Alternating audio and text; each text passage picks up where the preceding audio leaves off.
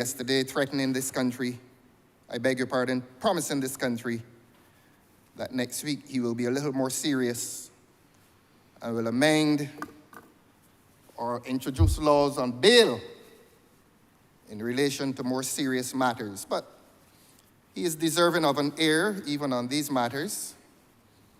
And if these matters are not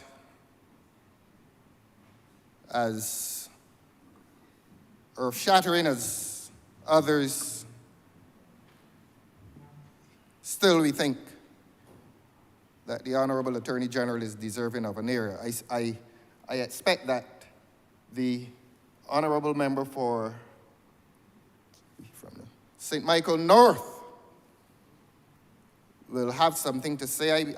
Unless I have missed the news, I think he is still the Junior Minister of Health.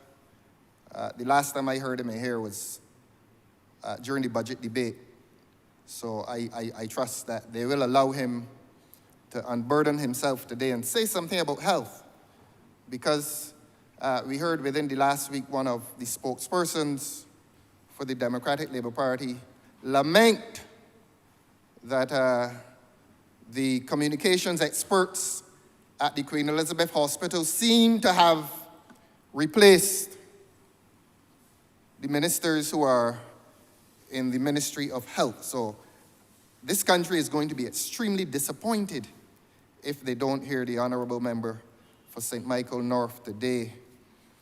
Add to these pearls of wisdom, he spoke of Bud and Lou.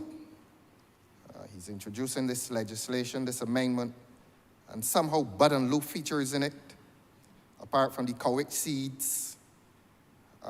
Then he goes to the parish speaks, and I trust that Your Honor would not have found it an embarrassment to you when he stated that the St. Thomas Parish Speaks and the St. Andrew Parish Speaks are the most successful. They're so well attended, and this country is supposed to forget that all those do, they seek to legitimize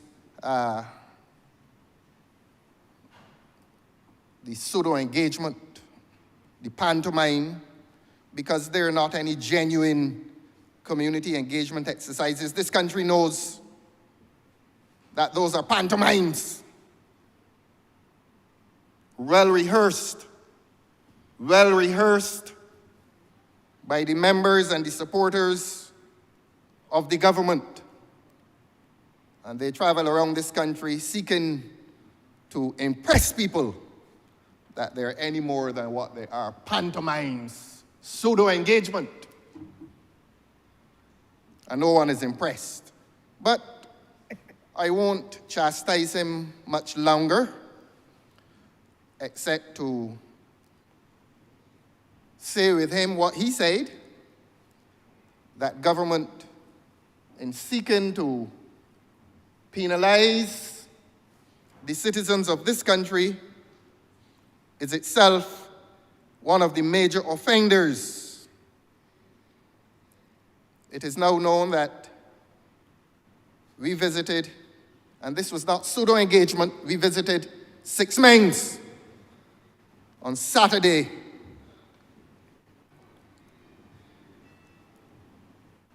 Six Men's in St. Peter.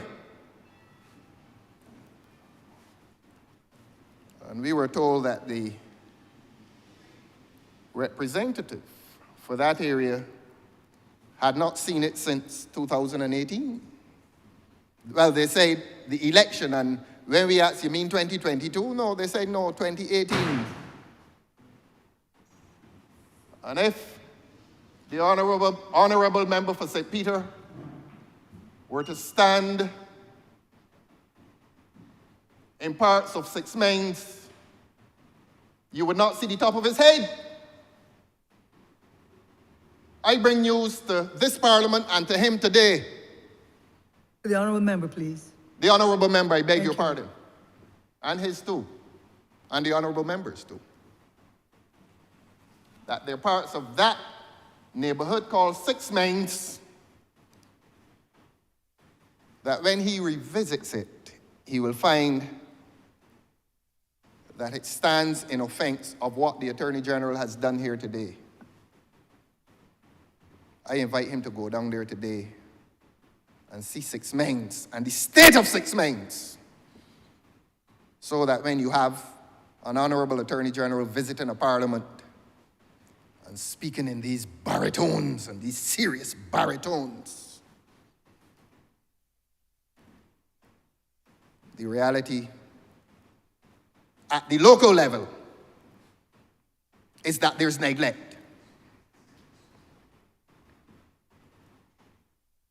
And so, as I said, I don't think he would want to now, that is the Honourable Attorney General, the member for St. Joseph, he will not now want to regard this as his finest hour,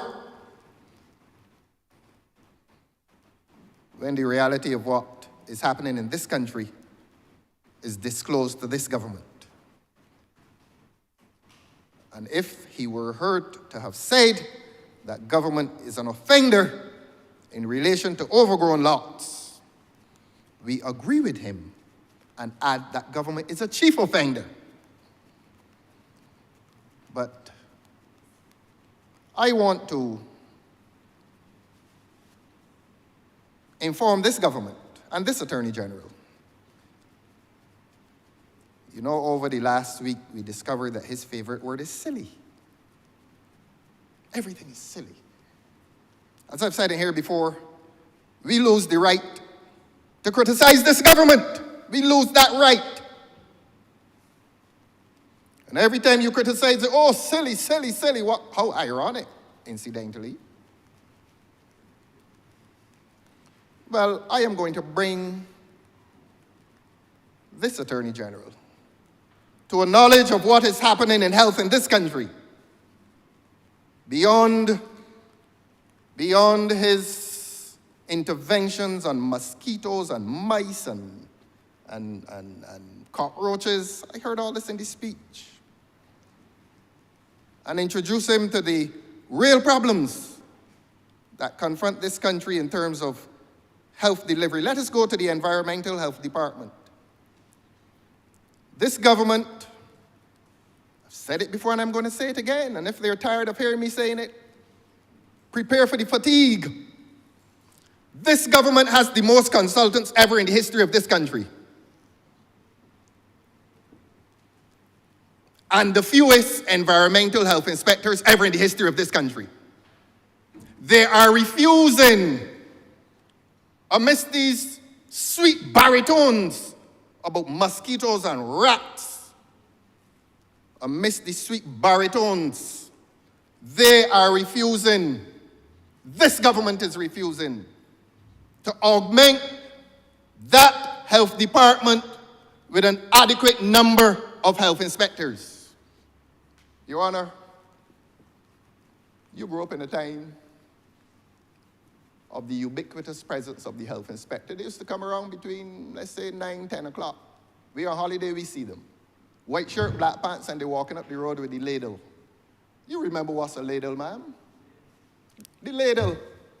I do. I'm so much older than you. I do. No, you're not so much older than I am. I still have memory. I have told you before you're more beautiful than I am, but you're not much older. You're far, in fact, you're the best looking person in here presently. Once that is not associated with the rodents and all that. No, you're referring indeed to. not. Indeed not. Continue, sir. Continue, sir. Your Honor, please ask this government, amidst the sweet baritones, to augment the public health department with an adequate number of officers and stop coming in here speaking sweetly when there are large problems that exist in health beneath those surfaces. But let us pause and thank those same officers for the sterling contribution that they made to this country during COVID. Now, Your Honor, as a matter of law,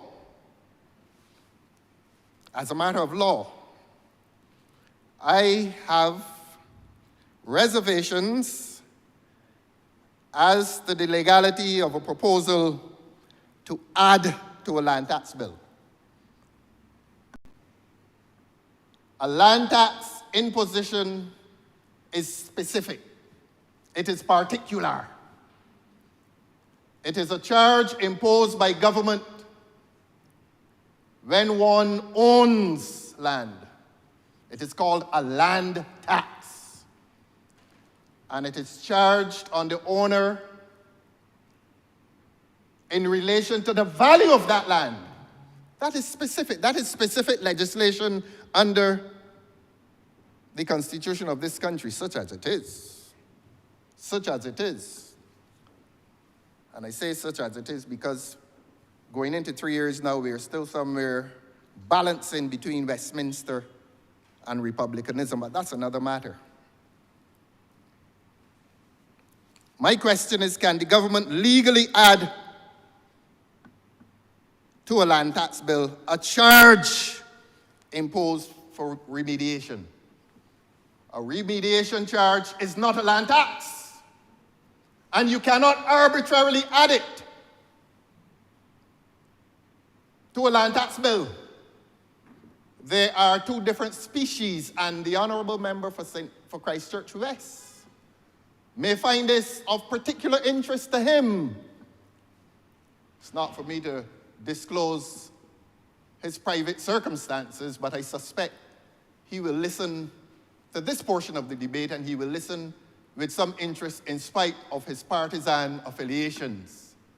That sometime in the afternoon he may well ask his lawyer if the state, if the government can legally transfigure or indeed conflate a remediation surcharge onto a land tax bill. There's a way to do things, and there's a proper way to do things. But whenever you criticize the government, man, you're the worst thing in the world. They call you all kinds of names. They tell you you're silly. Your Honor, I'm not going to repeat all the names. But I can understand a government being resistant. I've said this already, and I'm going to say it again because they need to understand it. I am here in the opposition, and I will give constructive opposition. And when I begin to criticize, I will do that constructively. And I will do that with an awareness and an acceptance that the government is entitled to resist the criticism. But what the government must not do and must never appear to be doing in this public domain, the government must never appear to be intolerant to criticism. I have given them that advice before.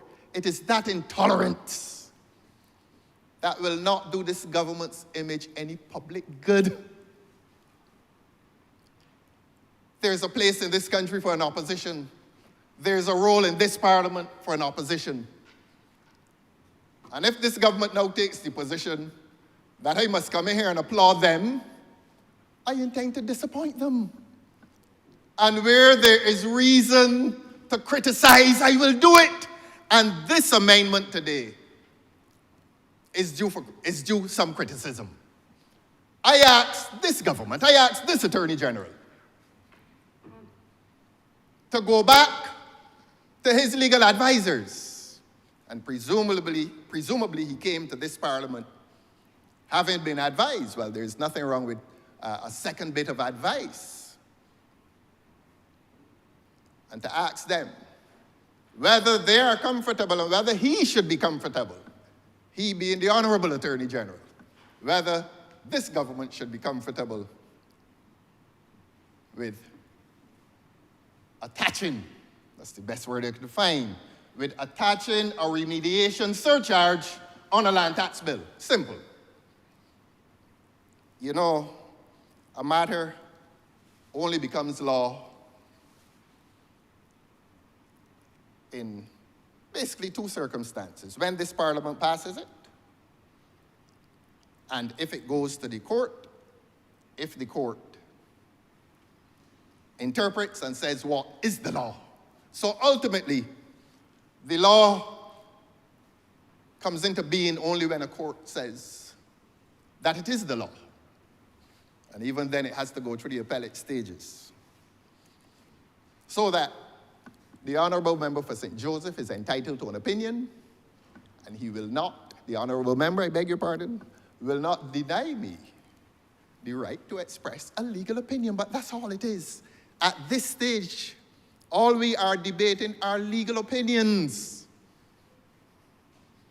And so I ask the honorable member for St. Joseph, in a very civil way, please return and seek clarification. If not, for my sake, for the sake of the gentleman who sits to his right, as a landowner of some, I'm sorry to be disclosing his private wealth. But he will be concerned in his private capacity. And there's no harm in disclosing these things, honorable member for Christchurch West. Everybody knows that you're not like the rest of us.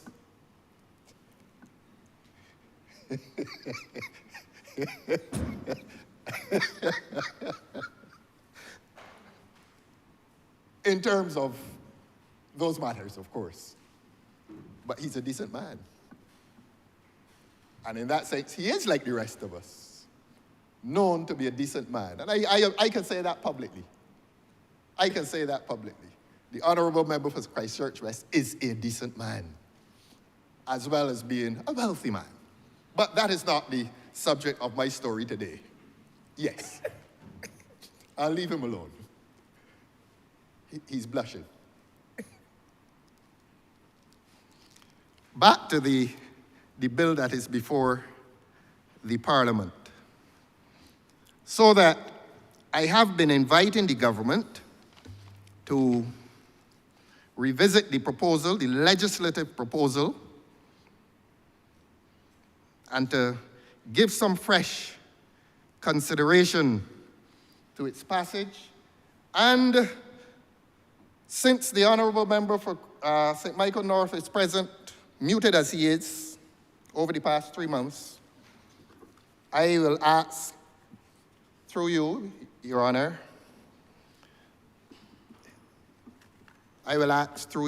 of him to try to find out a few things that are occurring within his ministry. And I will ask through you, ma'am, for him to revisit those several departments in the Ministry of Health and to discover why the people who work in those departments are so unhappy. All is not well with health in this country. Now, the clearest evidence of that, Your Honor, was disclosed during the estimates debate. The second most powerful man in this government came in here during the estimates and said that the QEH is the worst it ever has been. And if perhaps we thought it was self-serving when he said it was at its peak when he used to work there. So having boasted that it was at its peak when he used to work there, he was impliedly conceding that it is now at its worst. And the honorable member for St. Michael North is duty-bound to explain to us whether his senior minister was telling the truth. The most explicit form of suffering, Your Honor, is when one is ill. That's the most explicit form of suffering. You don't get a more explicit form of suffering than ill health, and it visits all of us at some point in time. And sometimes it is physical, sometimes it is mental, and sometimes psychological. And if death is the greatest leveler, certainly ill health must be the second greatest of the levelers. We all get ill. And we are aware that for the extent of Barbados' history as an independent country, the emphasis, government's emphasis, or the emphases of governments have always been on two services, education and health. And the good reason is that unless a country, unless a government, unless the state invests heavily in health and education, it cannot claim to govern a country that is democratic nor just. And that's why governments have tended to make substantial investment in health and education. Today we're dealing with health. Education is not doing well either. In fact, education is very sick.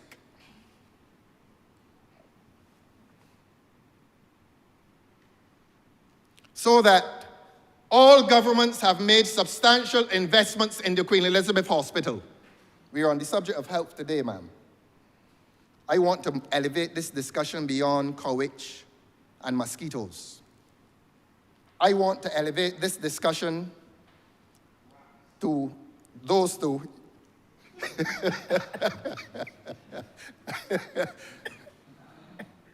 You have to leave off the S, though. You have to leave off the S. Ma'am, would you protect me, please? Here to Thank you very much. you and everyone. So that the Queen Elizabeth Hospital deserves better treatment.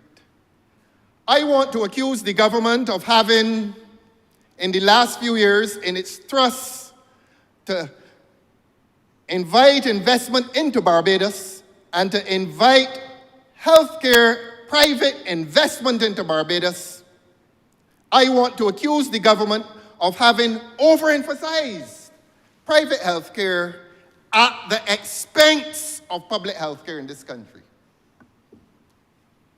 I therefore place the responsibility for the declining standards at the QEH squarely within the hands of this government. This government's emphasis has been one, and I will say it in plain language, of bringing private health facilities to this country. And that is noble. We all support it. But it must not, cannot, and will not be done at the expense of the Queen Elizabeth Hospital. The augmentation of public health must continue to be done properly within the polyclinics.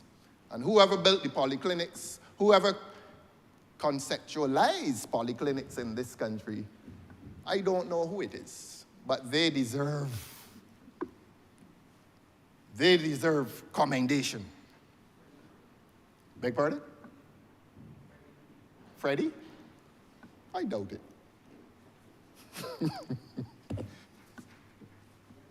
Really? Okay. Well, we don't care, they're there. Okay.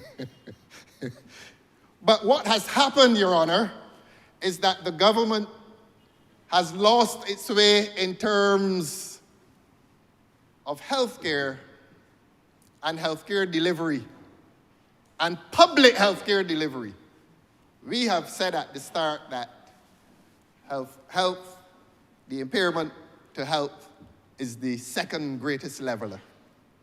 The reality is that the majority of people in this country cannot afford expensive health care. They cannot. You don't need any PhD in anything to know that. And that is why the lines at the A&E are so long, because they cannot afford to go to a private healthcare facility. And even the well-to-do sometimes have to go there because of the quality of care that is guaranteed in that facility.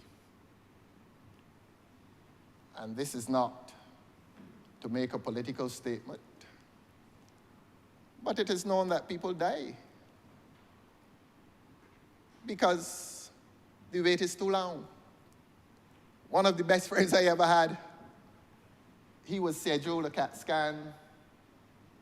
He wanted a CAT scan last October, I believe it was, and they told him he had to come in March. Of course, he died before March.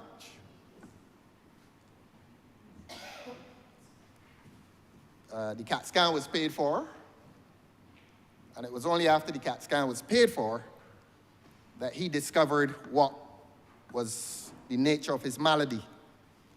But if he had not had that CAT scan in October, he would have died when he died this year, and he would not have known why he died.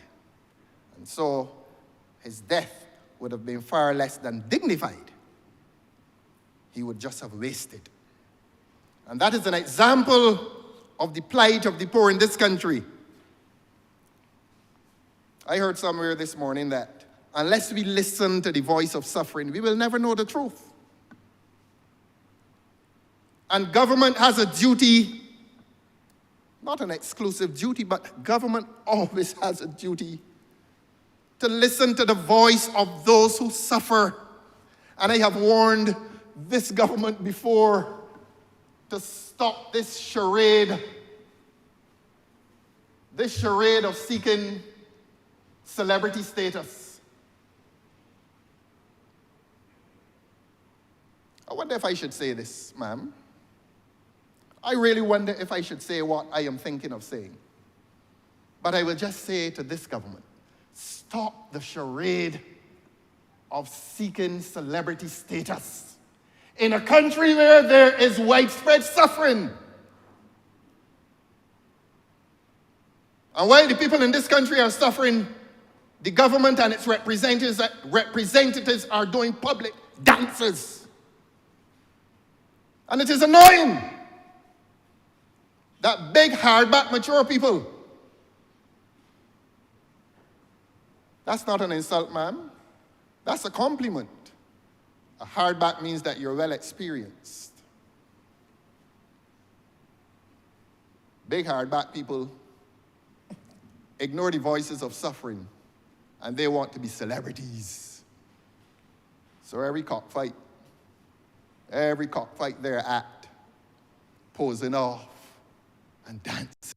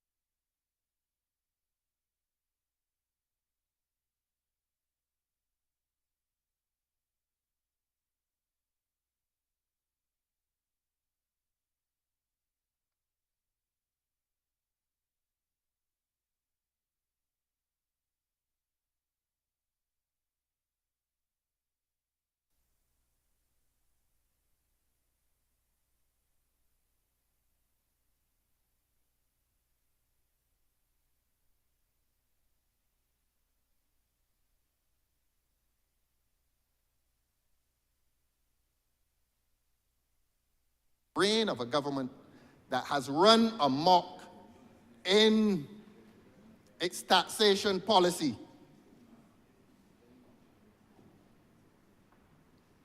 And Your Honor,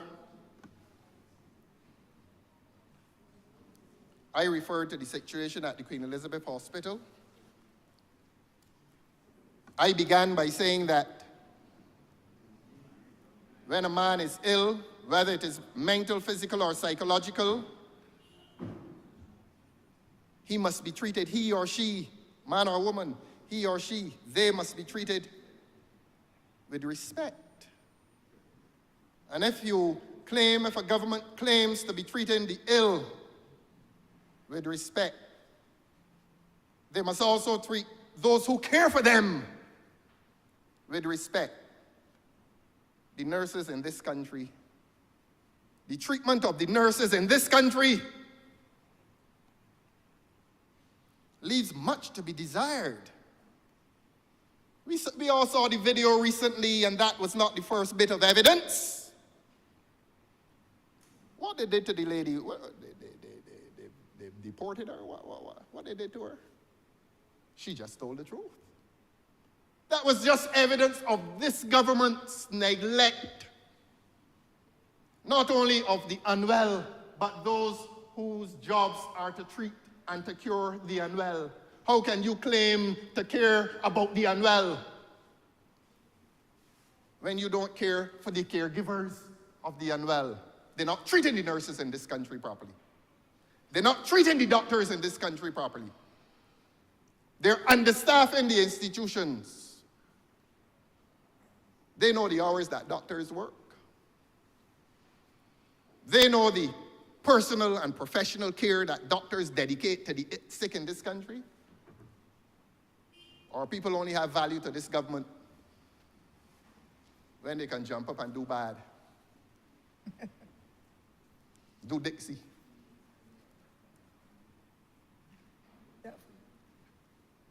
At the headquarters up by the stadium. There's no headquarters. That is no headquarters. So, ma'am, if you don't have the capacity to do Dixie, stay from up there. That is now the headquarters.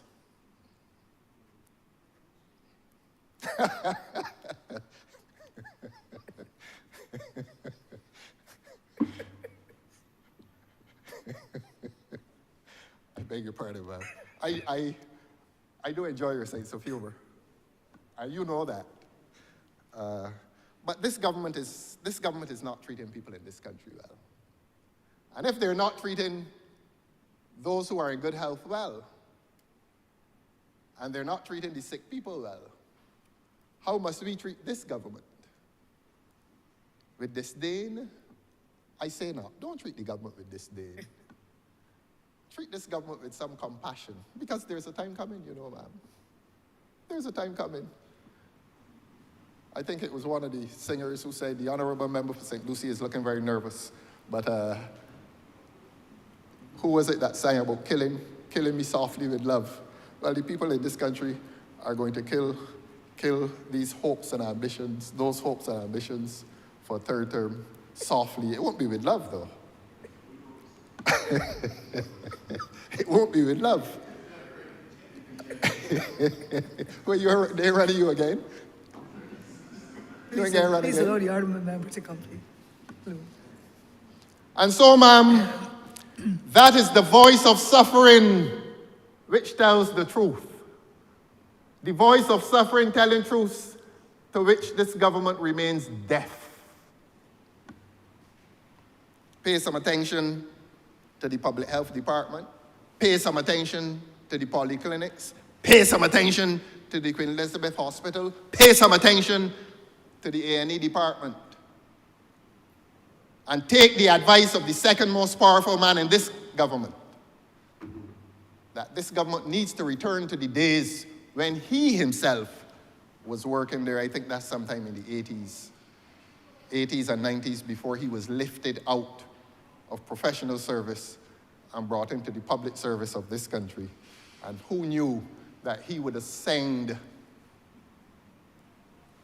to that duopoly that duumvirate, I beg your pardon, that duumvirate of power ahead of the 6 senior ministers that populate this government. 6 or 7. You know how many there are, ma'am? You don't. You don't count them. You were doing your speech, sir. Please continue. Yes. I just wanted a little help. But there are several senior ministers in this government. And a deputy prime minister, incidentally. Several senior ministers and a deputy prime minister. And the honourable member for St. Lucie is trying to interrupt me, telling me I have nothing else to say. It isn't that I have nothing else to say on health. It's that he does not want me to say a certain thing about health. But when he starts the campaign, he will discover that the very problem the Attorney General is trying to solve exists also in his neglected constituency. St. Lucie is one of the worst, not only for administrative misrepresentation, but for environmental neglect in the silence of the honourable member for St. Lucie. But we began dealing with next door to him.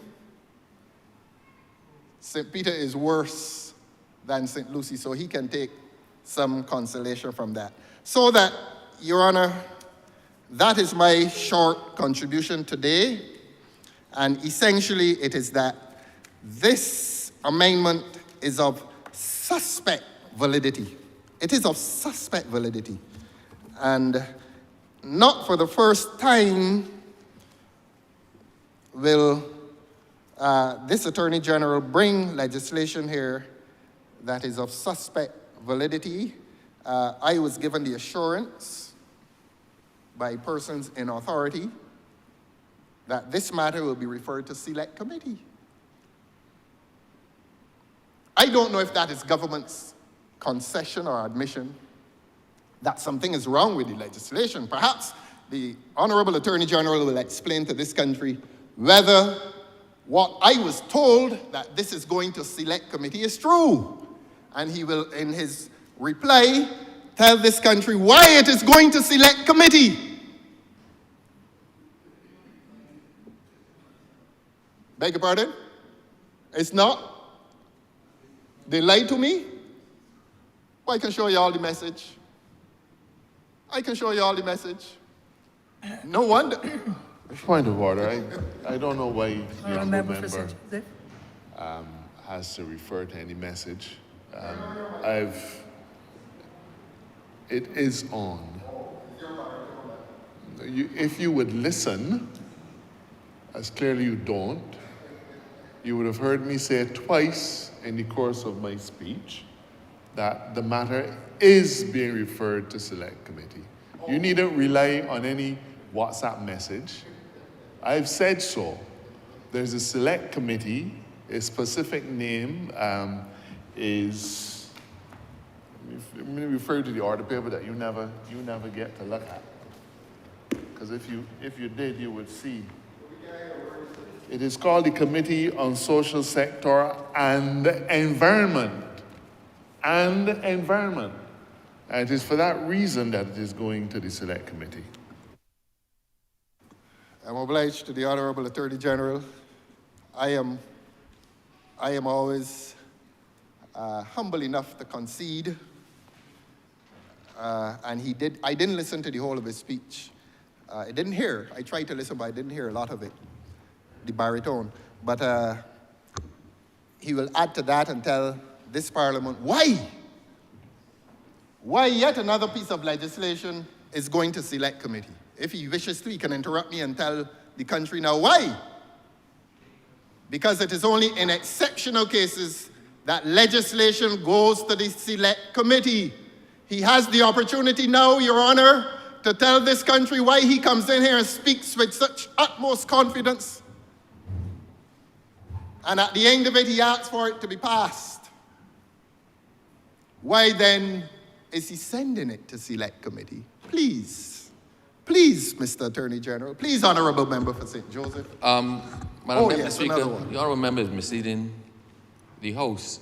at the end of his contribution, the Honourable Attorney General begged that it be read a second time. At no point has he asked that it be passed, and he indicated before that that this matter will be going to select committee. So that is a clear misleading, if ever there was one. At no point did the Honourable Attorney General ask that this bill be now passed. Yes, let me apologize to him for misquoting him. Being read a second time is on the road to passage. And even the honorable member for Christchurch, he knows that. That when a man ritualistically asks for a second reading, he is asking that the road to passage of the legislation proposed should be made clear. Madam Deputy Speaker, the honourable member is misleading the chamber. In order for the debate to proceed, the presenter of the bill has to ask that it be read a second time, at which point the floor is open to debate on the matter. So while it may be one of the steps, there are many steps to go to. And had he not asked for it to be read a second time, then the Honourable Leader of the Opposition could not have stood up here and wasted our time for the last hour. Thank you for your clarification, Honourable Member. I did say that when he made that ritualistic statement, he was clearing the road to passage of the legislation. I don't think we need to delay ourselves on these trivial matters. When a speaker says, beg your pardon, oh. Yeah, yes. Honourable Member, it is not a trivial matter. We are all here Precisely. about the people's business. Yes. And the clarification has been made by the Honourable Member, and I would rather you not express it in that way, yes, because yes, it is also going to misleading, according to my understanding. Yes, So Your could we get back, sir, to the Yes, discussion as it is presented? Thank you. Yes. I did use the word ritualistic, but he is clearing the way for the bill to be, the amendment, the proposed amendment to become law. That's nothing to argue about. I'm not saying the thing is trivial itself. I'm saying the intervention is trivial.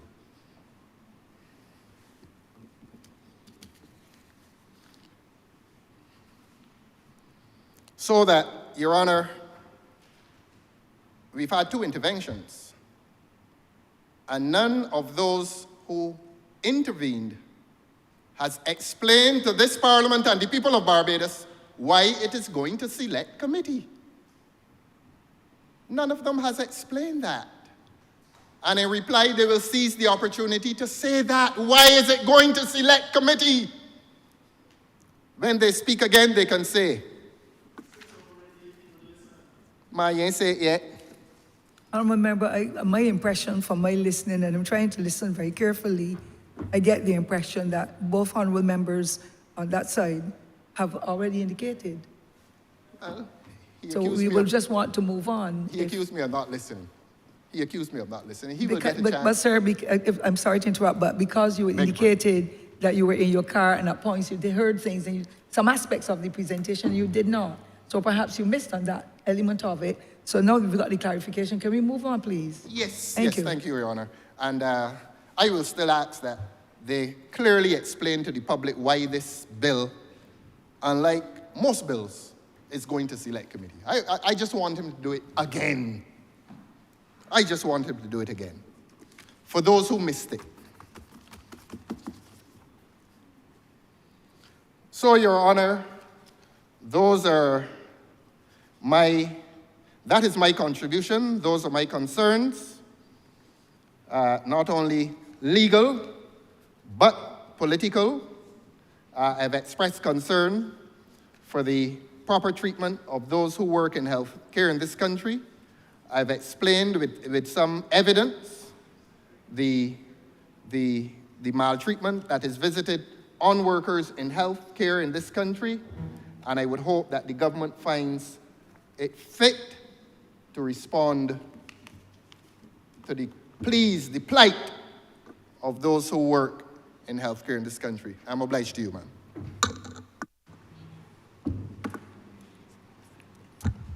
Madam Speaker. Honourable Member. Sorry, Madam Deputy Speaker. Sorry. Honourable Member, you have the floor, sir. Madam Deputy Speaker, I'm in the unenviable position of having to park what it is that I was going to say and start by addressing and redirecting the Honourable Member for Christchurch South onto the path of righteousness. Madam Speaker, let me start with the last thing he said, because that's probably the thing freshest in people's mind. And there was some indication or suggestion that we were doing something abnormal in referring this matter to select committee. Now,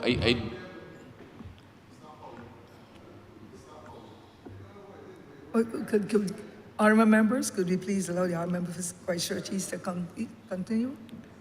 Thank you. So, Madam Deputy Speaker, I find it exceedingly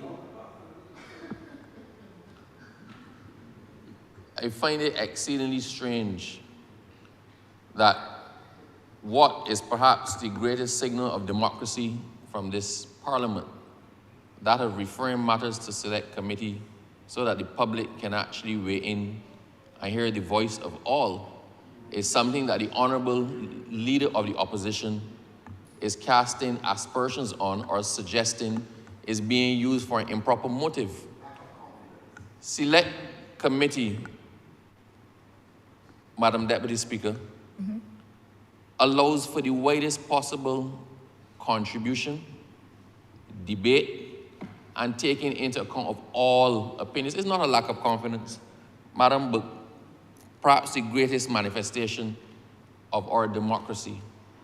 And I don't know what the point was in deliberately misquoting and misrepresenting what the presenter of the bill did.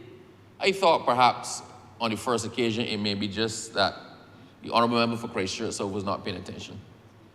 I thought on the second occasion that he must be hard of hearing.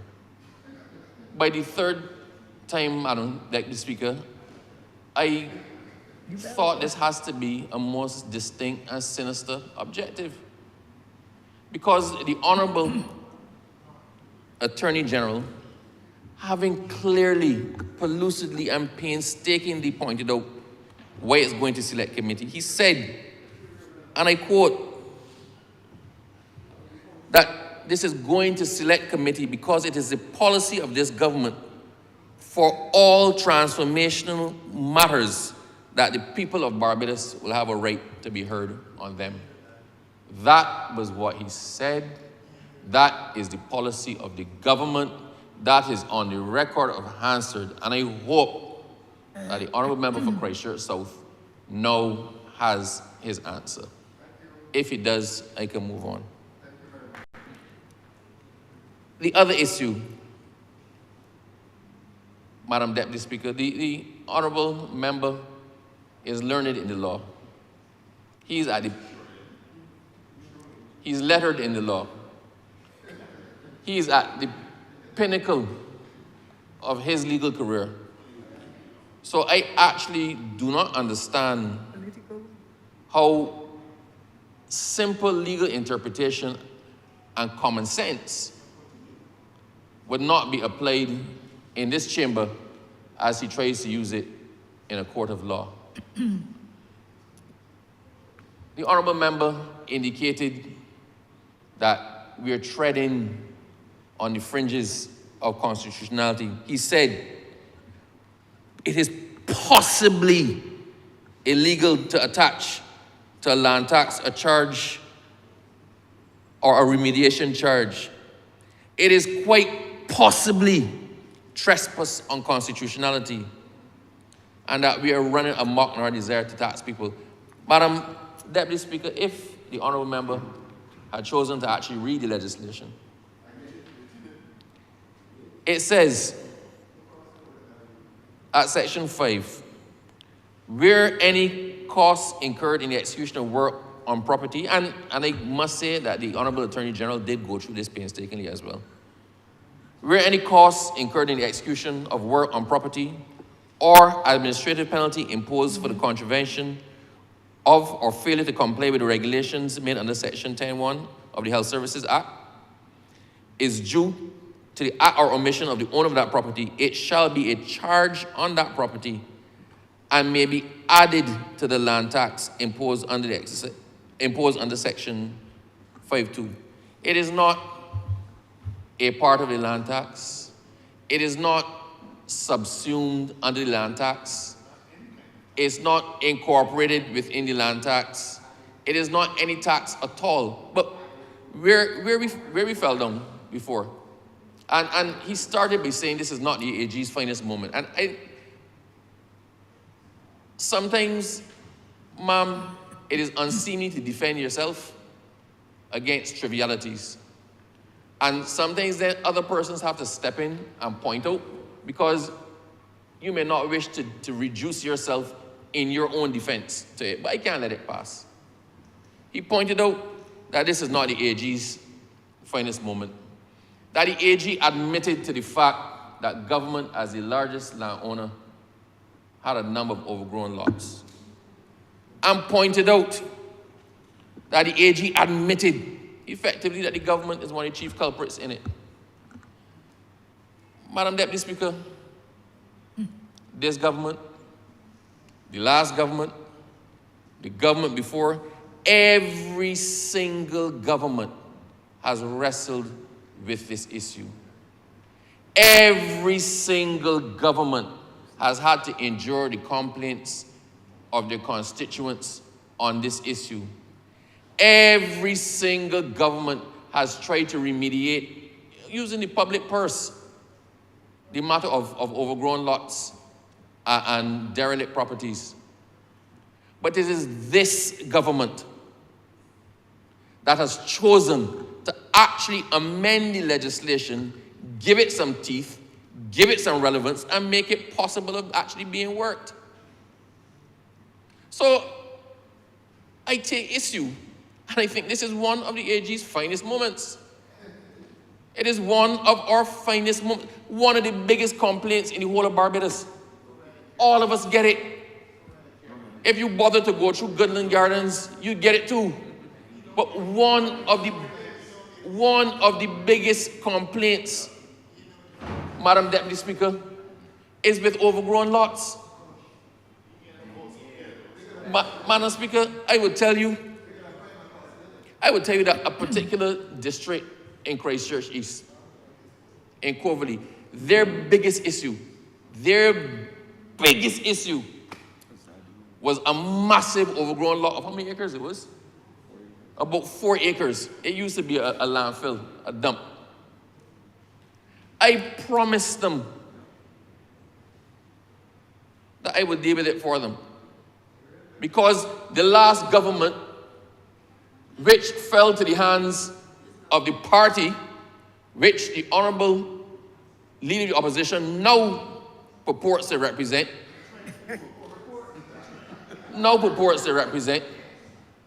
they did nothing. Madam Deputy Speaker, I walk around, I beg, I canvass donations, I ask for help, I beg people for equipment. I am not even going to tell you what the cost of clearing that lot was. The cost of clearing that lot was a lot of money. A lot. More than I earn in a month. More than I probably earn in 2 months. Right? That is unsustainable. It is completely unsustainable. So what has to happen is we now have to create ways to deal with these things, to correct unsustainable situations, because half the time it falls to the MPs. If the Honourable Member browsed through his constituency and did what we all do, chances are he would have had to pull his pocket at some point in time to clear somebody's lot that had nothing to do with him. It cannot be sustained. Somebody has to pay for it. So we've now said, you know what? The little $5 or $10 fines were not working. Even if you rack them up, how you can collect them?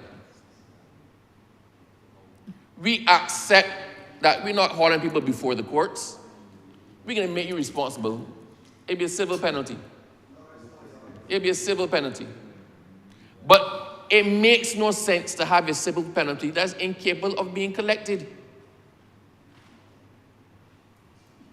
The common sense thing, and everybody has said it one way or the other, It has been muted. It has been put forward as a solution. It has been the common man on the street has said, what you doing, just add it to the land tax? Why don't you just add it to the land tax? Maybe we should have said add it to the land tax bill. This is not a tax. It is not calculated or referenced in relation to the value of the property as land tax is. It has no bearing on the value of your property. You run your lot. You don't need to protect me from him, ma'am. Please don't even waste. Please allow him, sir, honorable member, Vice Church. Please allow him. Sir, order, please. Thank you. Madam Deputy Speaker, the land tax bill goes out to all property owners. And the property owners are the ones who are held responsible in this legislation. The land tax bill goes out to all property owners once a year. It makes sense. If you have something now attaching to the land, being a charge on the land in the same way that the water tax is, in the same way that the land tax is, there's certain things that form charges on the land and run with the land. What that means is that you can't get away from it. If you sell the land, it's going with the land. It has to be paid off when it proceeds to the conveyance.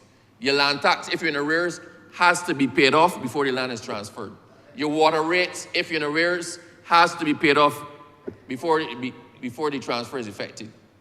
In the exact same way, if we are now saying this is a charge on the land, because this is the only way to make this seriously enforceable, if we're saying this is a charge on the land, well then it either needs to be collected or added on to the land, to the water tax, the water bill, or it needs to be added on to the land tax bill. And understand, when the bill comes, it's not going to say land tax $10,000. If they had to pay $1,000 to clear your land, it's not going to say land tax no $11,000. It's going to say land tax $10,000, remediation fee for property $1,000. So you can clearly see what is what. The land tax will be separated from there. It's added to the same bill. But of course it will be itemized. A point of clarification, Your Honor. If you don't mind. Honourable member. Ma'am, permit me to read for the honourable member's benefit. I'm clarifying what he is saying. Clarification. But you actually Elucidation, can't. I beg your pardon. Elucidation. But you can't elucidate All right, what I'm all saying. right, all right, Members, all right, please. all right. Honourable Stop me members, from talking. please. Stop me from talking. Honourable member for Christchurch. Stop me South. from talking. Honourable member for Christchurch South. We must have order in here. Yes, you were thank you, given ma'am. the opportunity, sir, to make your presentation Yes, ma'am. uninterrupted. If the point you're raising in order to put over the matter is not a parliamentary aspect Yes, of procedure, elucidation. I was corrected. then unless the Elucidation. honourable member for Christchurch East gives way to you, Yes. please, Thank other you, than ma'am. that, sir, please take your seat. I'm frightened for one of them. No, but it has nothing to do with fair, sir. You will not get fair in here. We are all members of parliament. We are honorable persons, and we will respect each other's views. On the outside, that might be a different story in another place. Thank you, sir. The clerk now will assist me in this exercise, please.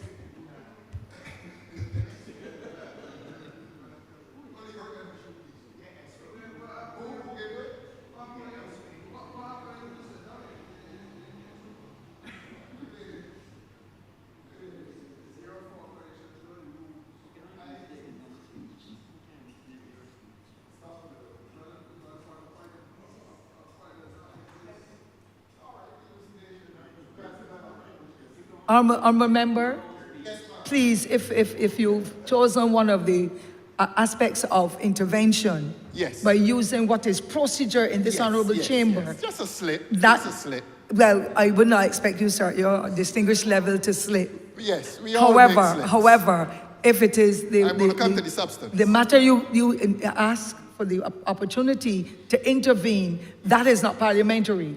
And therefore, you just take your seat for a moment, sir, so I can finish explaining to you. Yeah, I don't have legal brain either, but I'm being guided by. So I cannot.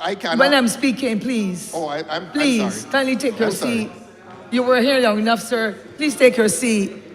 Yes, sir. I would not be as familiar as the distinguished speaker of this chamber here, but I'm in the learning process, and I would want for us, whether in his absence or presence, to be able to follow procedures, because that is as the system is. And therefore, we are all members in here, adults, members of parliament. We respect each other's view, and we follow the guidelines as are represented in this honorable chamber.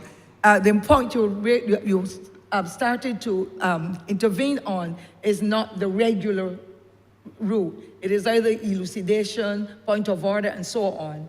And therefore, that was not done just now. And unless it is elucidation you ask for, and the honorable member is not willing to give way, then you have to take your seat so that the honorable member can continue his presentation. So that there was neither of the two that you had used just though you'd use something that's not familiar, I'm not familiar with, that's not parliamentary, and therefore you would have to do it in another way. But let us continue. We were going smoothly all morning, and I would wish for us to remain at the professional level, because at the end of the day, the public is watching us, and we are here to represent their needs, their interests. Let us continue, please, in the spirit of camaraderie. Thank you, sir. As it pleases you, Madam Deputy Speaker. The honourable member has not given way to you because I'm actually not giving so way. can you take your seat? I'm not giving way. I cannot raise a point of order, ma'am. A point of order. Well, you would have to know that, sir. You're the legal person. I'm just trying to follow it by the book to make sure we follow procedure. No, What would be your point of order? I'm asking you, ma'am. Can I raise a point of order? What is your point of order, sir? Thank you very much, ma'am. What is your point of order when you intervene? I'm going to do it now. Yeah, but the honourable member is still on his feet because he hasn't given way to you because it was not the correct procedure that you were following. He has sat, ma'am. He has but sat. now that he has sat, may I please? Yes, and I want to indicate that the honourable member may have misled. On what point are you standing? A point of order that. On a point of order? Yes, What ma'am. yes, please explain, wait, sir. the member you're going to hear. Please explain, sir. No, I'm making it nothing.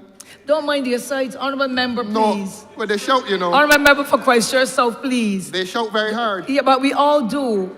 And even when we have no need to shout, they're shouting. But we are here as a distinguished chamber, yes, where the rest of Barbados and the world is watching us, and our young people are concerned as well as our aged.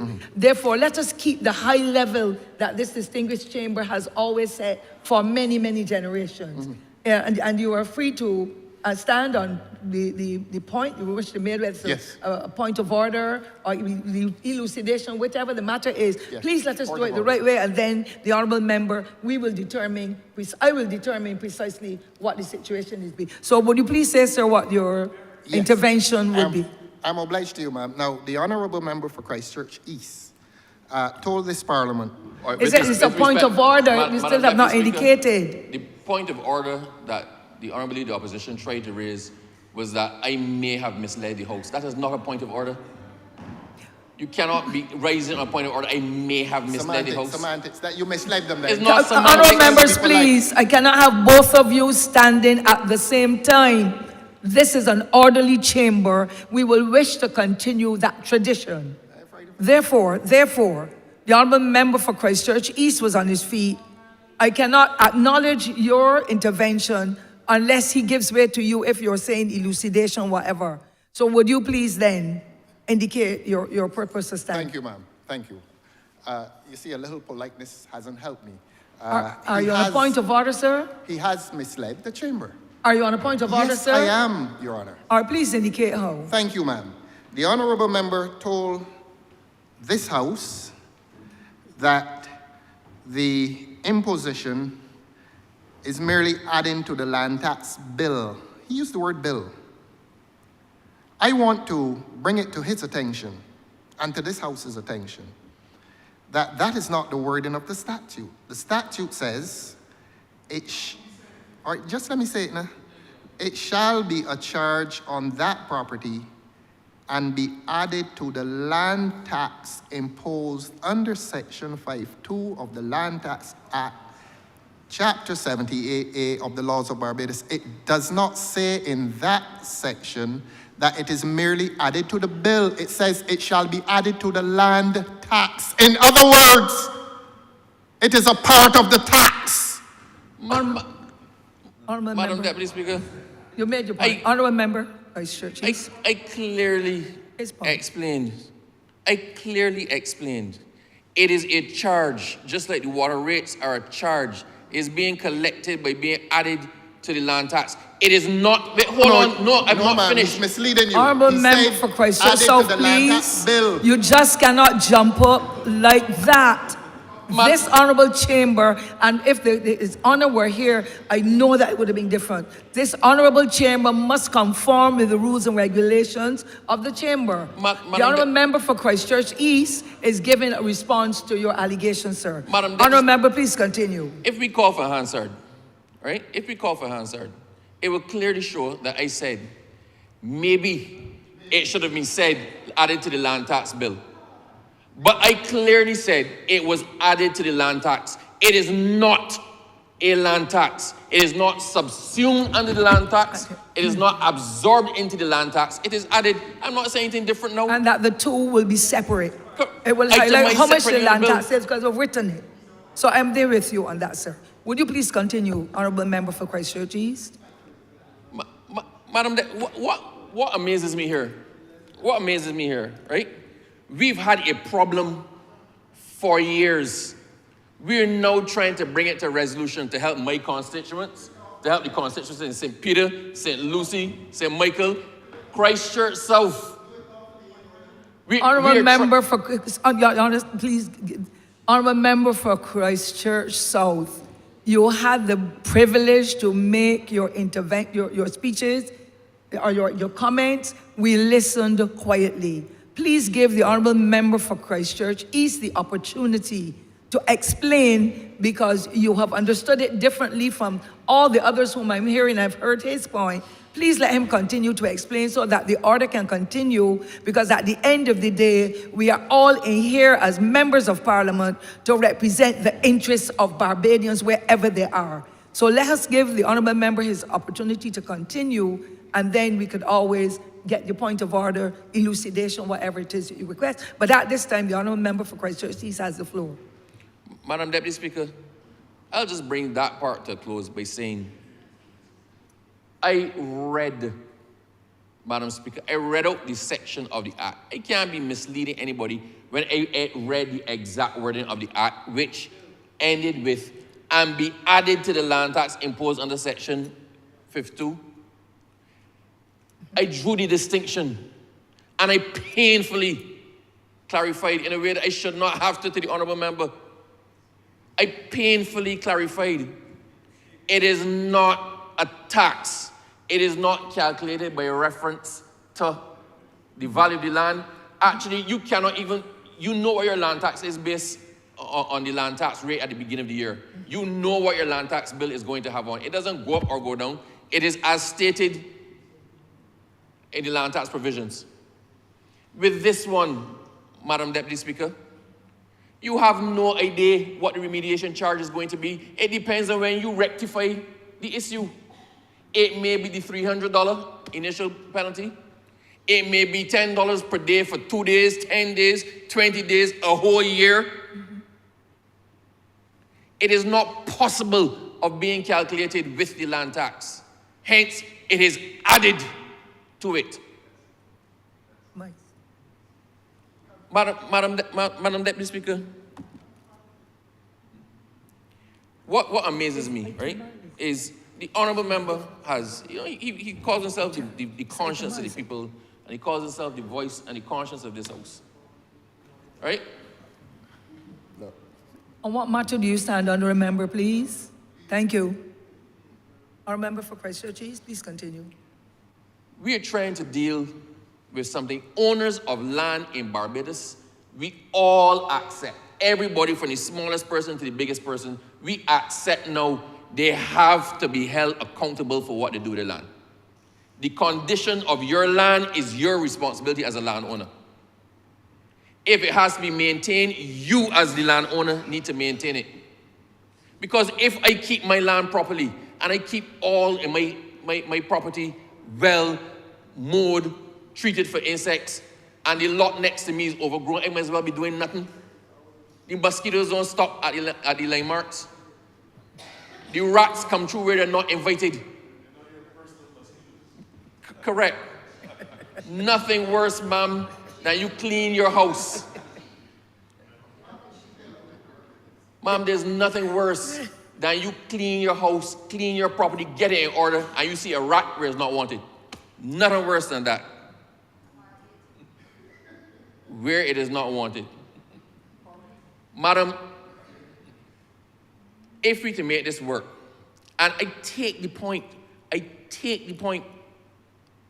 from the leader of the opposition, that the government probably is the largest landowner in Barbados. And the government must maintain their lands. Why does the government have difficulty maintaining their lands? Because when the lot next to me is overgrown, I call health or environment, and they got to send somebody from NCC, drainage, some other debushings. They got to send somebody to clean mine. And it's not just mine, it's replicated across the board. In Chancery Lane, they got a lot of overgrown bush. People refusing to clean their properties. The people call me. I have to call the honourable member all the time. I got to call, I can call the names, Mr. Ronald Chapman, right?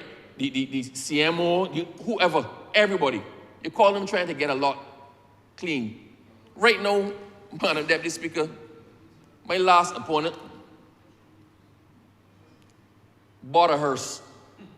And he had a hearse parked in the garage of his constituency office. I don't know why. But he's no longer with us. But the hearse remains. The hearse has moved from the garage onto a lot of land close by where it has been abandoned. And it's harboring rats and other vermin. And people are complaining. Right? It got to be moved by somebody. We can't get anybody to move it. So I have once again turned to the Honourable Minister for the Environment and asked him please to sort it out. But if the government has to keep doing that, then the government does not have the resources to manage its own large land portfolio. If persons are made responsible for their lots, if persons are made responsible for the conditions of their properties, and they have to maintain out their pocket, it now frees up the resources of the government to do the maintenance on the government's land. And if, perchance, Madam Deputy Speaker, with this in place, and the responsibility falls on you, the landowner, you don't do it, as the AG said, government is the remedy of last resort. If the government has to step in and clean it for you, because it's a nuisance to everybody else, then you have to pay. You have to stand the cost of that. The government is no longer cleaning people's properties for free. It is unsustainable. And if you have to pay for it, Madam Deputy Speaker, then we, the government, have to collect it back. Yep. And that is done by making it a charge on your land. This is as serious as it gets. You make it a charge on your land, you can't get away from it, you can't sell the land and escape it. It's a charge that has to be dealt with and paid in the same way as land tax, in the same way as water rates. What I would love to hear for once from the Honourable Member, the Honourable Member came in, ma'am, and played this in the way that he doesn't play cricket. I have seen him play cricket, and Madam Deputy Speaker, watching him bat is one of the most painful experiences possible.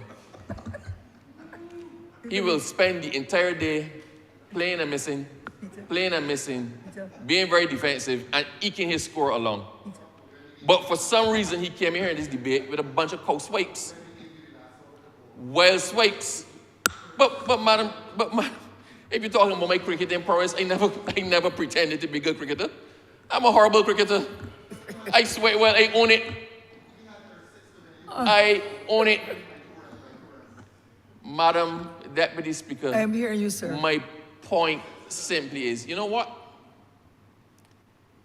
If you agree that the landowners have to pay for their neglect of their land, if you agree that they have to pay for the nuisance to clear any nuisances they created for somebody else, then you agree that if the government has to do it, it has to be recovered.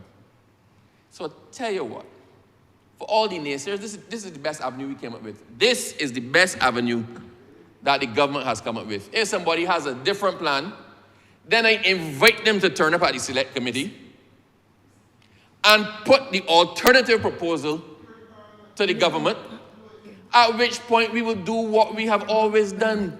If ye, the public, come up with something better than what we have done, we will incorporate it into the legislation.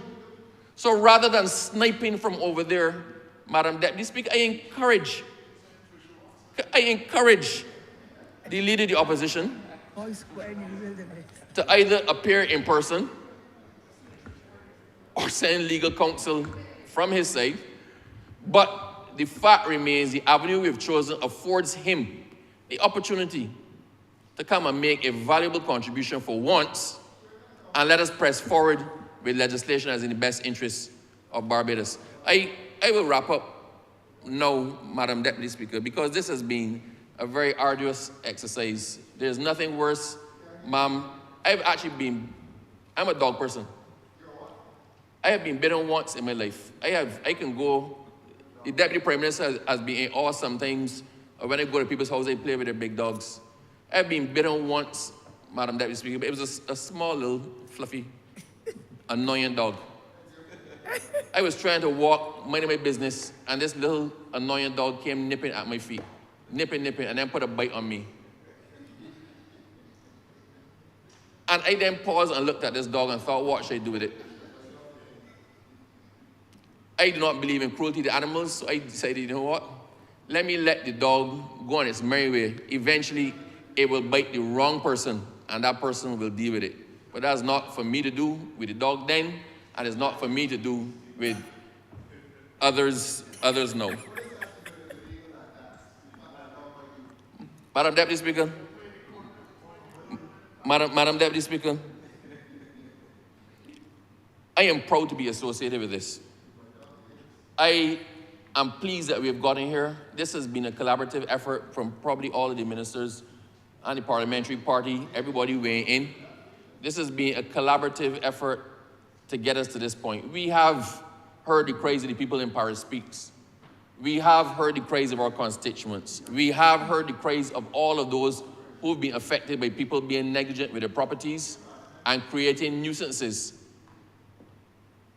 I realize you went silent at the word nuisances, but creating nuisances that affect us all. It may not seem like a big thing. Actually, we refer to it as the Bush Bill. We refer to it as the Bush Bill. It may of itself not seem like a big thing. But, Madam Deputy Speaker, this is one of those pieces of legislation that touches and concerns all of us. This is one of those pieces of legislation that, Madam Deputy Speaker, when it's implemented, will clean up all around us. It may not clean up the mess in George Street. And quite frankly, that mess and nuisance is for them and them alone. But I will tell you, it will have a positive impact on the rest of Barbados. And I firmly stand behind this bill and support this bill 110%. I'm obliged.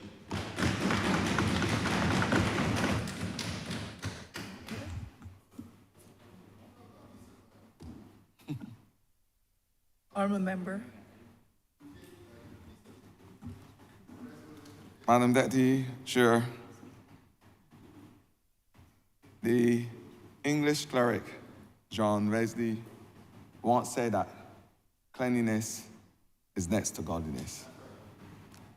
And I have heard that repeated over and over, especially by those who I hold close to my heart, the elderly folk, from a young, impressionable man coming up. Cleanliness is next to godliness.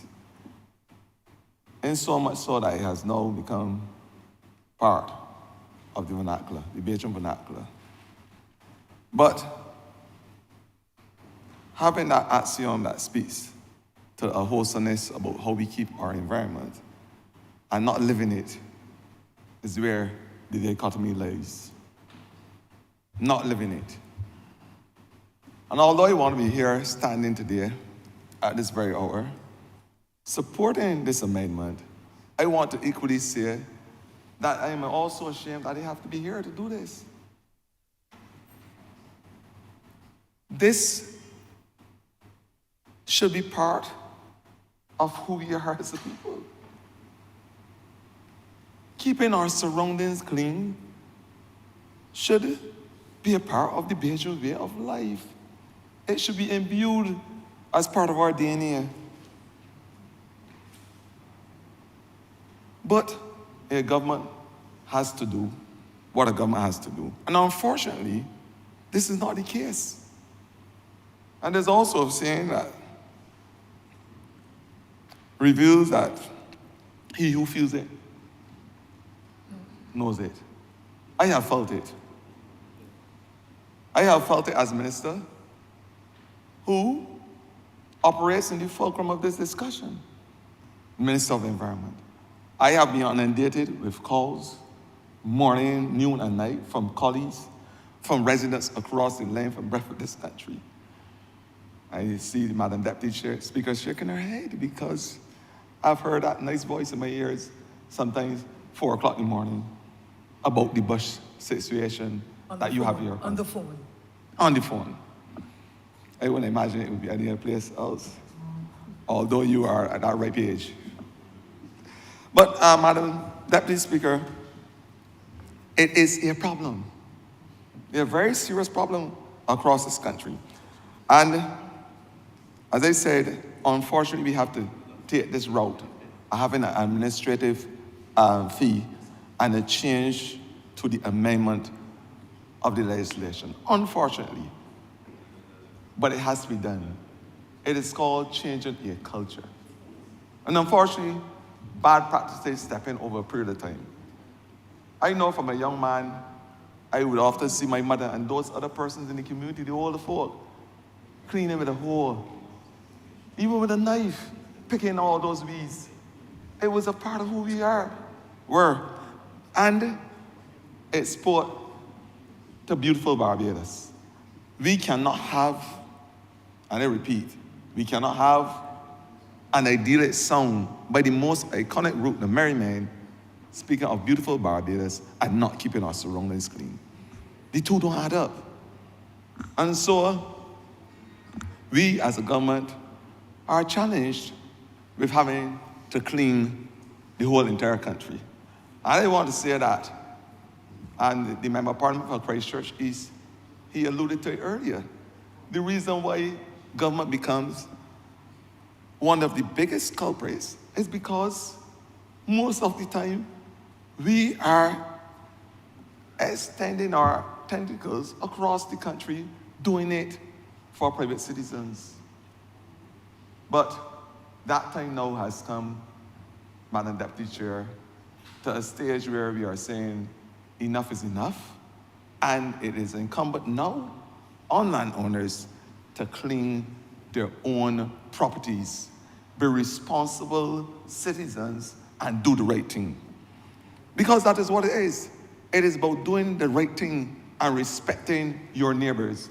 If there are the basic tenets that must carry this country, those tenets that speak to respect, care, understanding, and appreciation for each other, if we are to hold those tenets close to our hearts, then there is no way, Madam Deputy Chair, that you will have piece of land in St. Thomas and live in Christchurch and refuse to take care of your land where it then becomes in a disused state. And what happens when this land becomes in a disused state? I remember going to open a cleaning green park in, this is Jenswick St. Philip. And an old lady peeped out the window. And she said, "Minister, I am so glad that you are cleaning this property beside me, because the lady lives in St. Andrew. She doesn't frequent this area. And I'm in bare problems. Not only are the rats, the mosquitoes, and other vermin a health threat to me and my family at my age, but I want you to remember something, and this is a maxim that stuck with me until this moment in my life." She said, "You know something, Minister? I am at 86 years old. I'm an octogenarian. And you know how that it started to titillate my heart? She's an octogenarian, but she said, you know something? Every man cannot be a bush, but every bush can be a man. That's what she told me. You know what she was basically telling me, Madam Deputy Chair? That in that bush, a man could be hiding. A man could be hiding. That's what she is not only talking about the health threat associated with it. She's not only talking about environmental threat, the threat to our ecosystems and our biodiversity, and I will speak about that later on. She's speaking about the threat to her person, her physical being, and her safety, as the Member of Parliament for Peter rightfully said. Her safety, because at that old, nice old age, her safety and her physical being could be threatened. Because she said, every bush could be a man, meaning that a man could hide in the bush and do whatever he wants to do with her family and her life as she's concerned with. This is the real situation that we are faced with. It is a serious situation.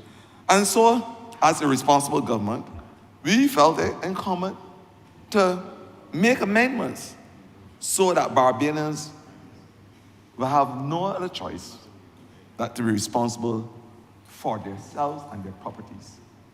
And when I said I have threat, I know the situation as it relates to the environmental health officers and the arduous task they have to ensure notices are served on landowners across the length and breadth of this country.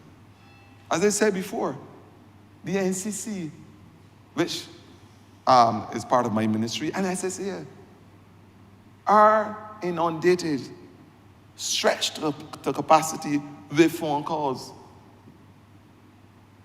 and with instructions and orders to clear disused land across Barbados. It is out of control, Madam Deputy Chair, and this is one of the ways that we intend to solve this issue. I am saying that environmentally, it is a concern for us. And we know the importance of ridding the country of invasive flora. That concern is real from an environmental perspective. We are not talking about elasticized cleaning in such a way that we destroy our green carbon sink.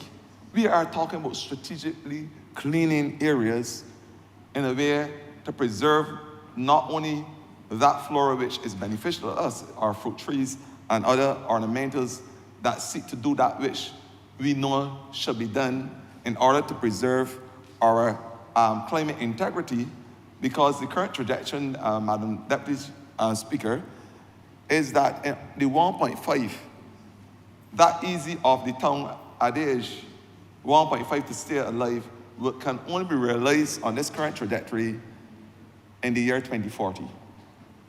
So it is important that we allow trees also to do those things in terms of sequestration and the other things that they're supposed to do. Equally, the trees are responsible for reducing all the harmful chemicals in the soil. So there is an important conversation about keeping those trees that we need to keep. So it'll be strategic cleaning. The trees are also responsible for holding soils together. So there's a lot of conversation as it relates to what we would do in terms of cleaning. So there will be no holistic cleaning of Barbados. We will take away all of the green environment. I want to say, Madam Deputy Chair, that where there is overgrown bush,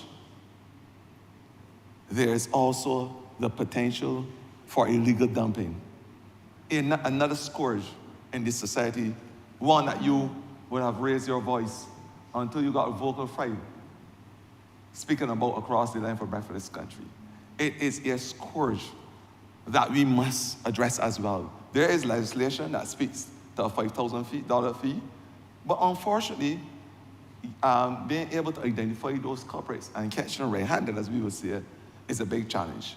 We have started to put cameras in a clandestine way across our gullies so that we can track those persons who are doing this illegal activity.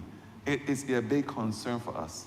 And of course, with the overgrown lots and bush, we know that this can affect our water courses in terms of the pathways and cause flooding in certain areas.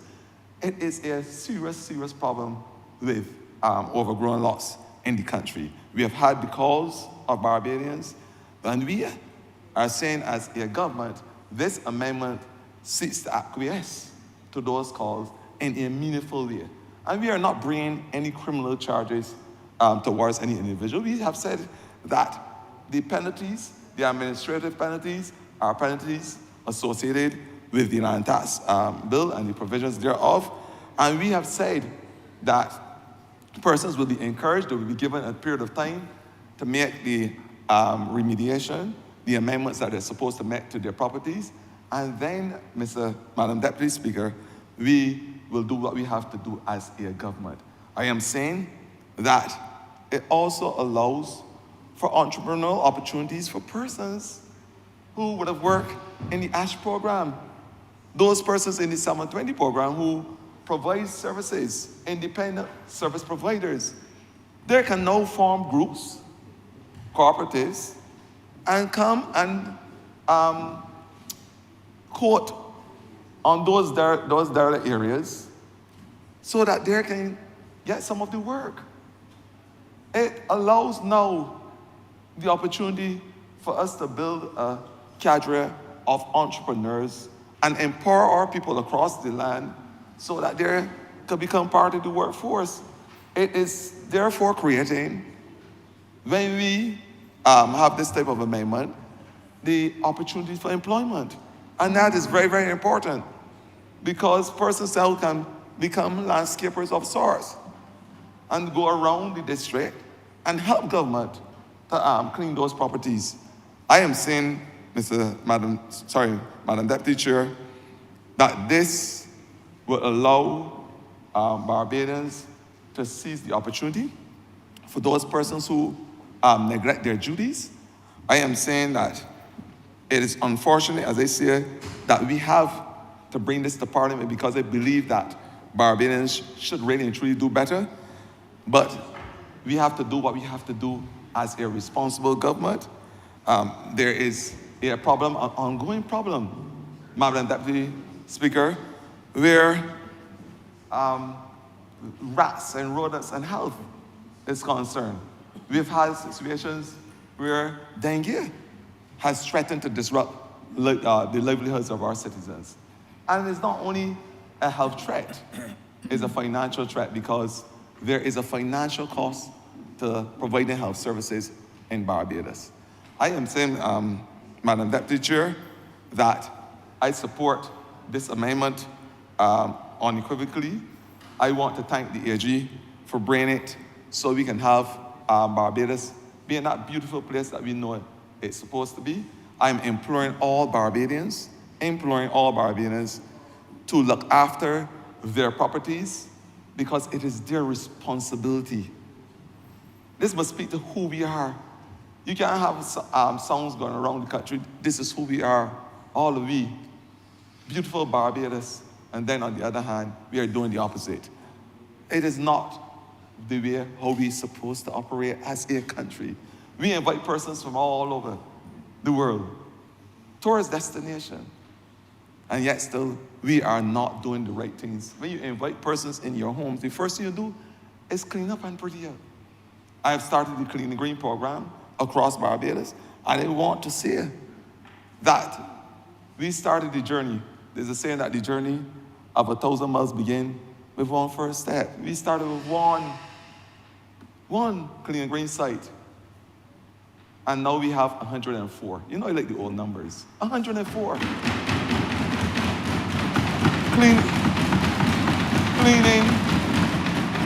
Cleaning and greening all over Barbados, and the Member of Parliament. And, I have some beautiful ones in Christchurch South. And the Member of Parliament opened it, the Clean and Green sites with me as well.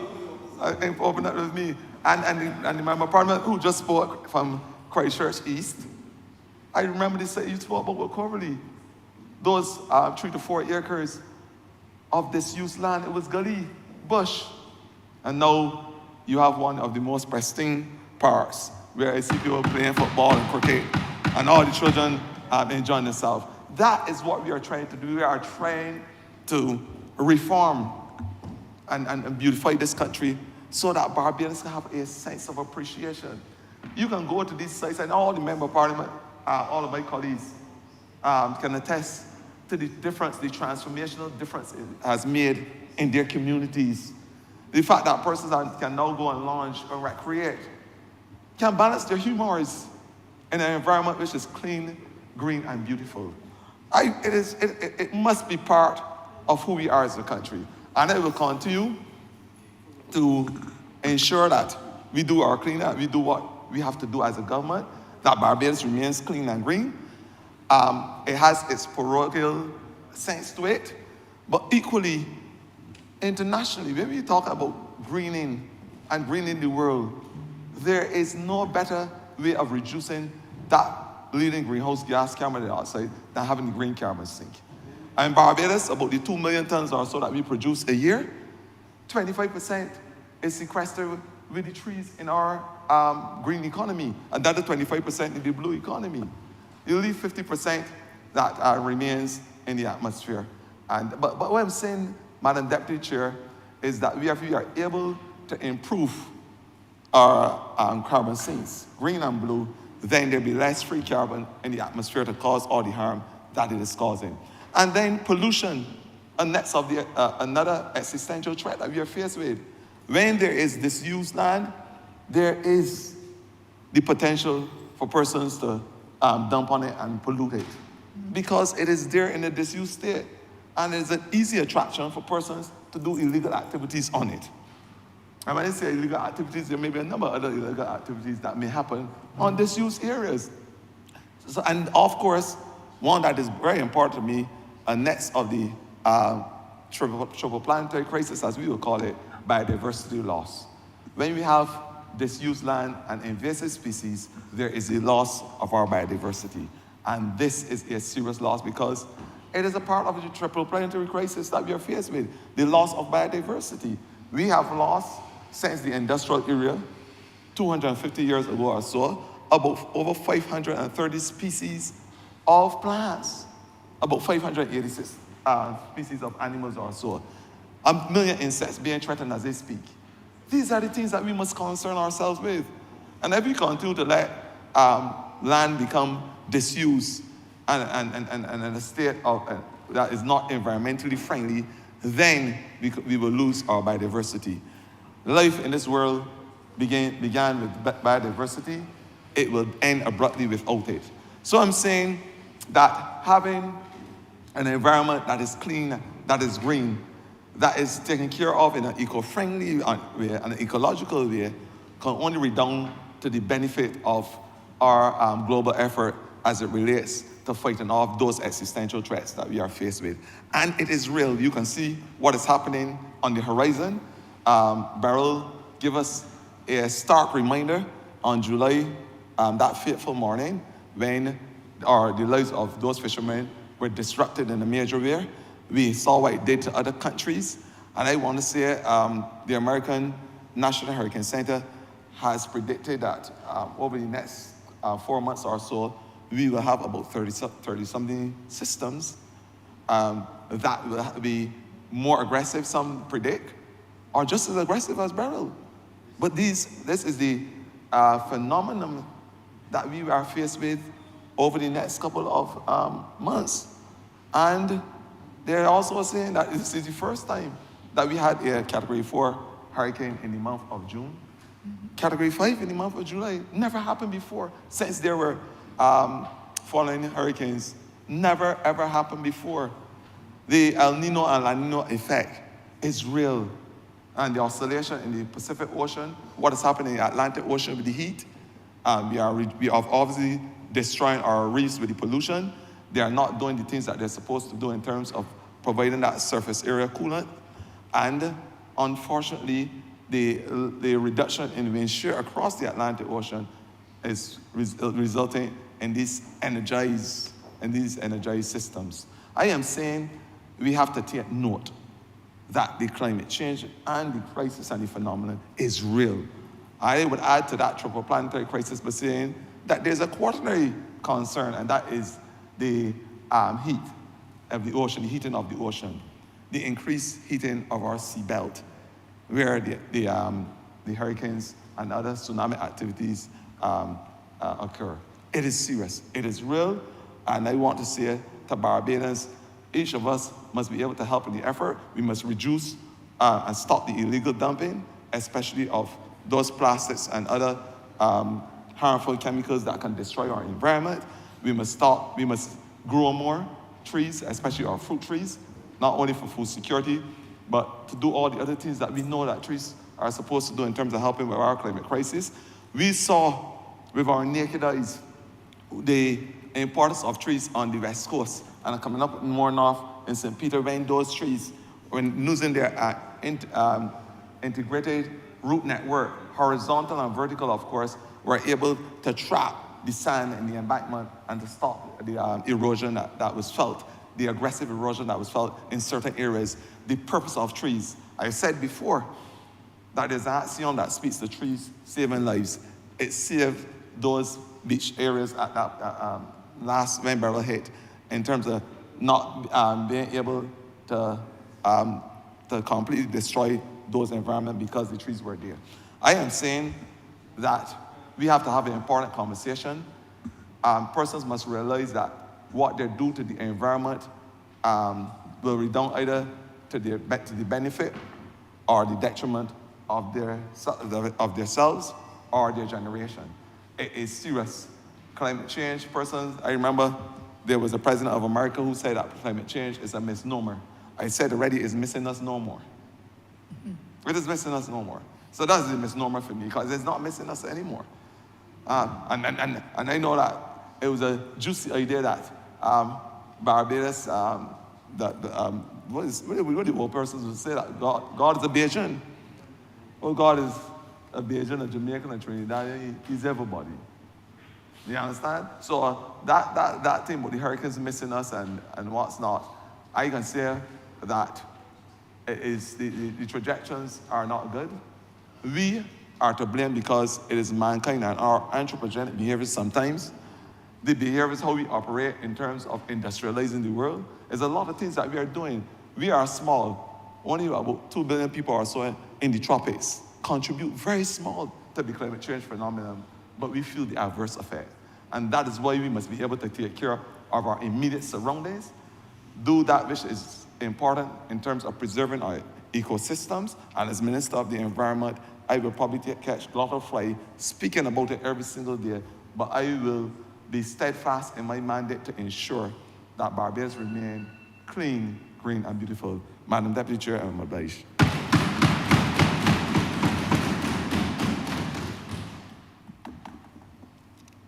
Honourable Member for St. Joseph. Mr. Speaker, I beg to move that we do now suspend further consideration. Sorry, Madam Deputy Speaker. beg to move that we do now postpone further consideration of this bill, and that the bill be referred to the Committee on Social Sector and the Environment. This is a standing select committee. The remit of that committee, ma'am, would be to consider both the bill and the draft regulations to be made under that bill, and that they report back to Parliament within a period of 3 months or sooner.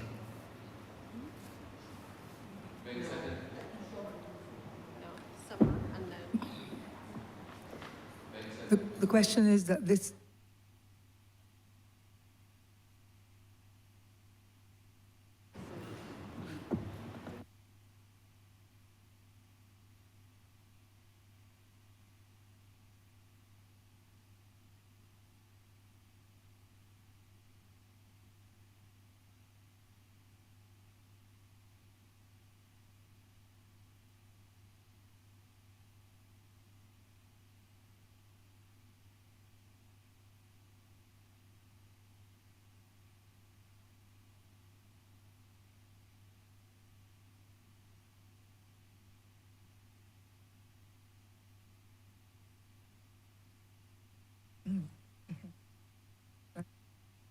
Honourable members,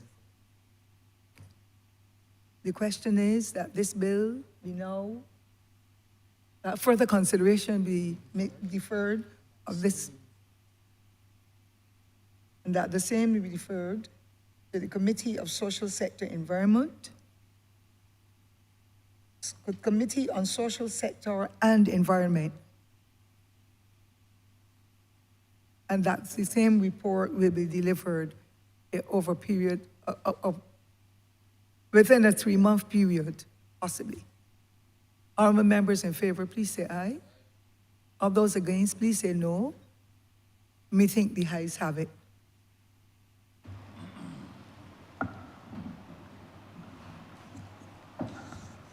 Madam Deputy Speaker, with that, we've come to the end of today's sitting. I therefore beg to move the adjournment of the House until Tuesday, the 30th of July at 10 a.m. The question is that this sitting be postponed, be adjourned, excuse me. The question is that this sitting be adjourned until the 30th of July, 2024 at 10 a.m. in the forenoon. Honourable members in favor, please say aye. Aye. Those against, please say no. We think the ayes have it. This honourable chamber is adjourned until the 30th of July.